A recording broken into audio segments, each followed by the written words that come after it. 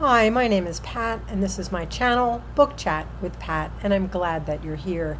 Today is Poetry Thursday, and for my final installment focusing on LGBTQ poets during Pride Month, I wanted to focus today on one book by Mary Oliver, and that's Thirst.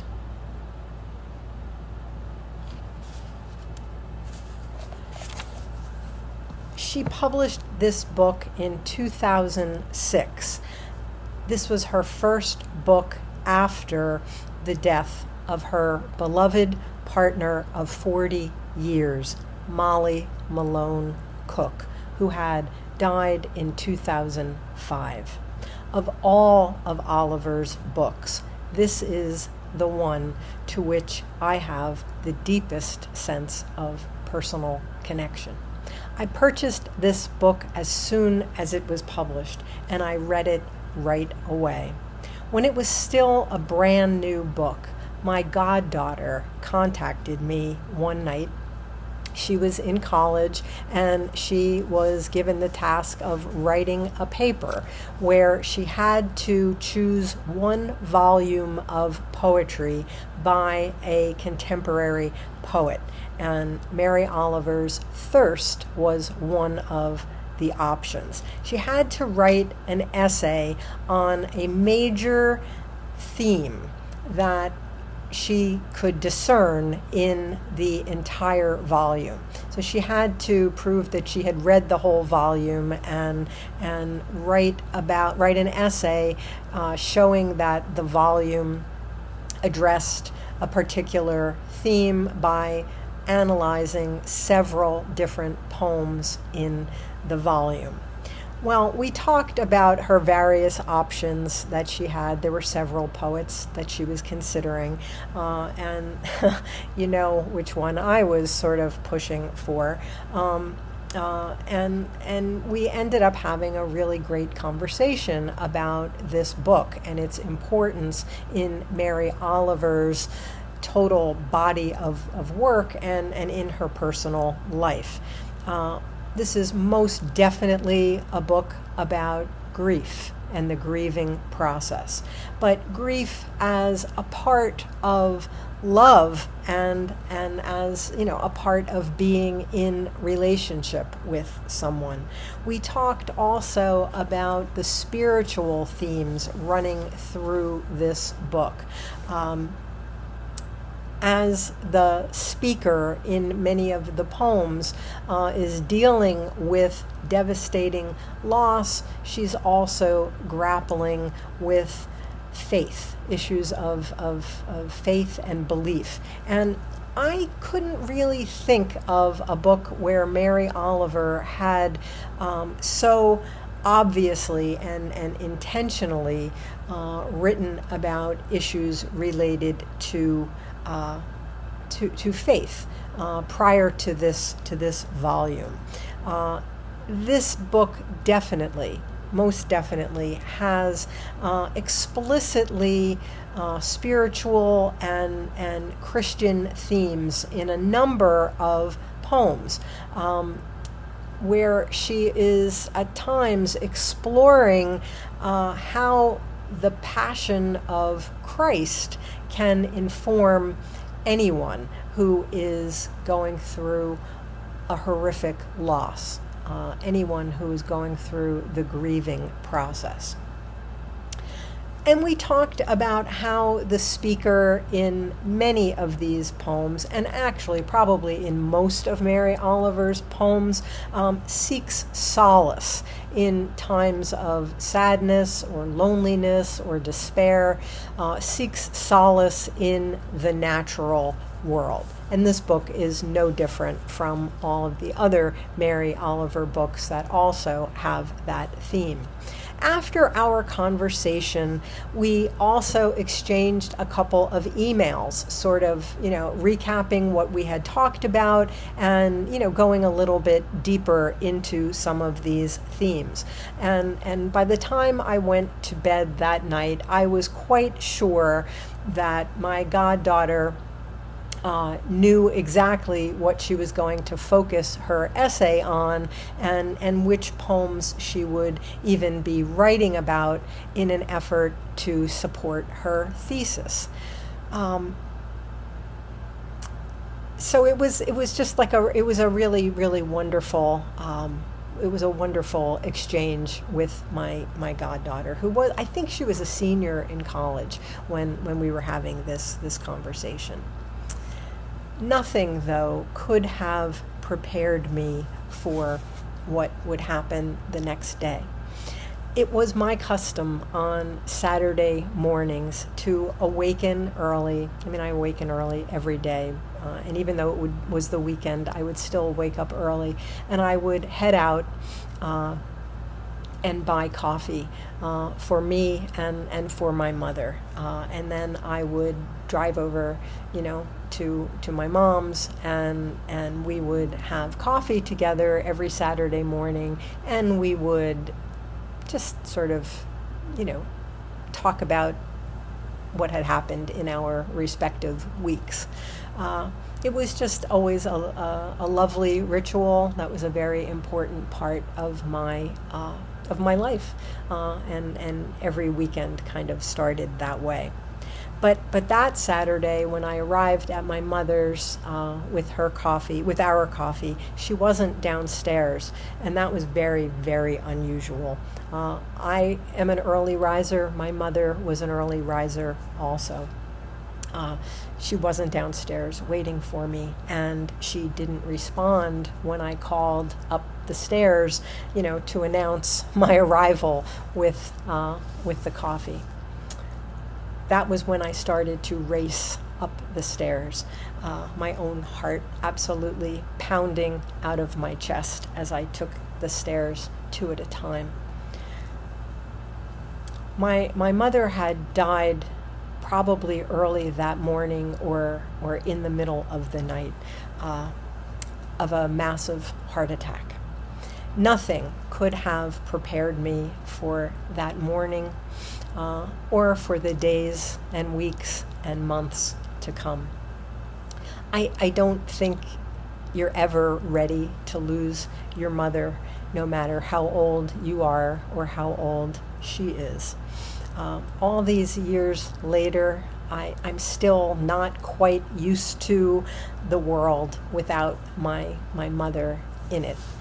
She was a force of nature. Everyone who knew her would tell me how much they loved her, how she always had a knack for making you feel like you were the most important person in the world when she was talking to you. And everyone, to a person, everyone recounted to me how much they loved her laughter. She was a woman of great beauty, a keen intellect, and also very deep sorrow, which, unlike her daughter, she kept inside and didn't let anyone see. She did not suffer fools gladly, but if she loved you, she would celebrate you with her whole being. I would return to Mary Oliver's book, Thirst. Time and time again, in the days and weeks and months and even years since my mother's passing. There is no other Mary Oliver book that means more to me than this volume, Thirst. So how about some poetry?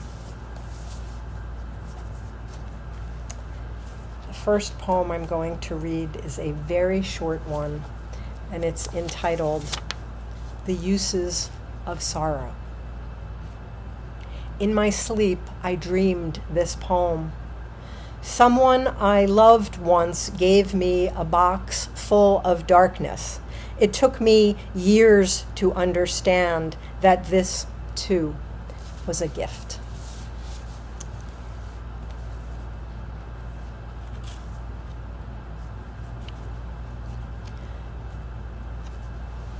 A pretty song.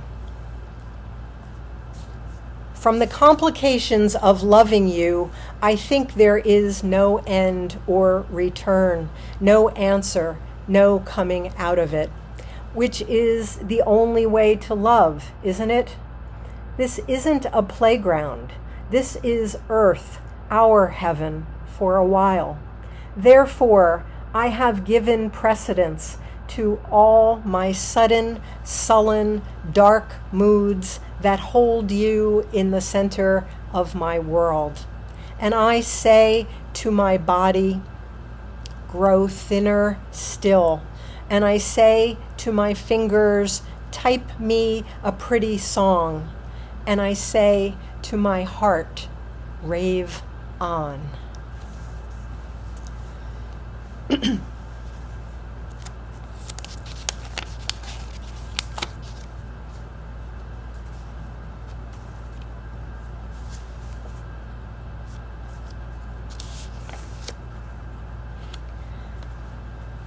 When I am among the trees. When I am among the trees, especially the willows and the honey locust, equally the beech, the oaks, and the pines, they give off such hints of gladness, I would almost say that they save me, and daily. I am so distant from the hope of myself in which I have goodness and discernment, and never hurry through the world, but walk slowly and bow often. Around me the trees stir in their leaves and call out, stay a while. The light flows from their branches, and they call again. It's simple, they say. And you too have come into the world to do this, to go easy, to be filled with light, and to shine.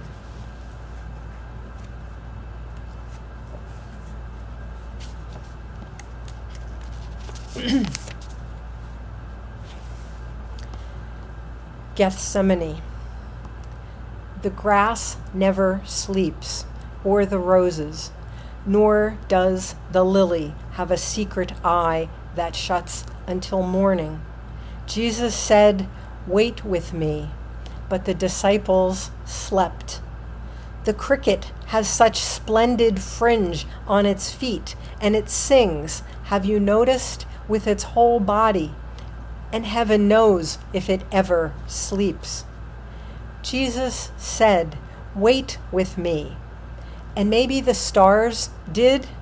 Maybe the wind wound itself into a silver tree and didn't move.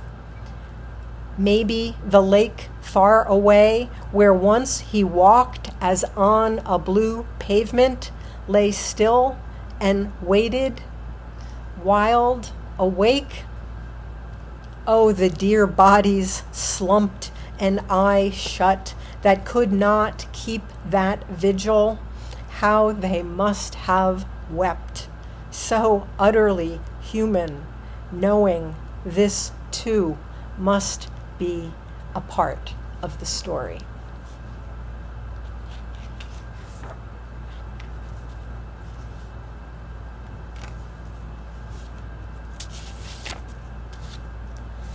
Heavy.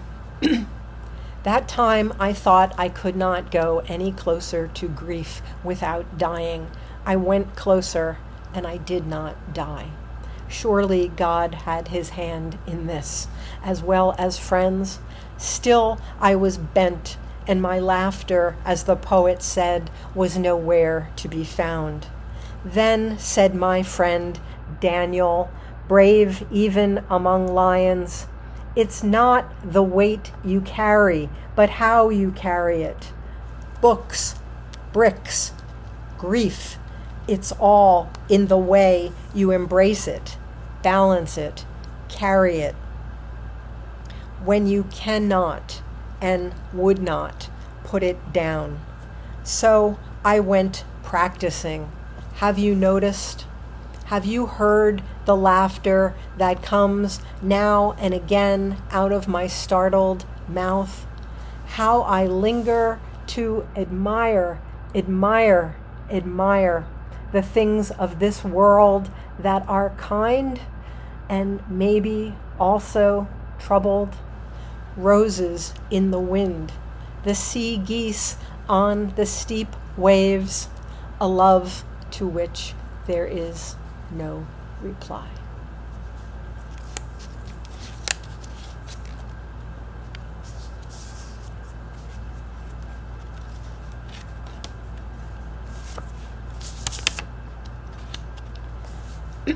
Thirst. Another morning, and I wake with thirst for the goodness I do not have. I walk out to the pond, and all the way God has given us such beautiful lessons. Oh Lord, I was never a quick scholar, but sulked and hunched over my books past the hour and the bell. Grant me in your mercy a little more time. Love for the earth and love for you are having such a long conversation in my heart. Who knows what will finally happen or where I will be sent? Yet already I have given a great many things away, expecting to be told to pack nothing except the prayers which, with this thirst, I am slowly learning.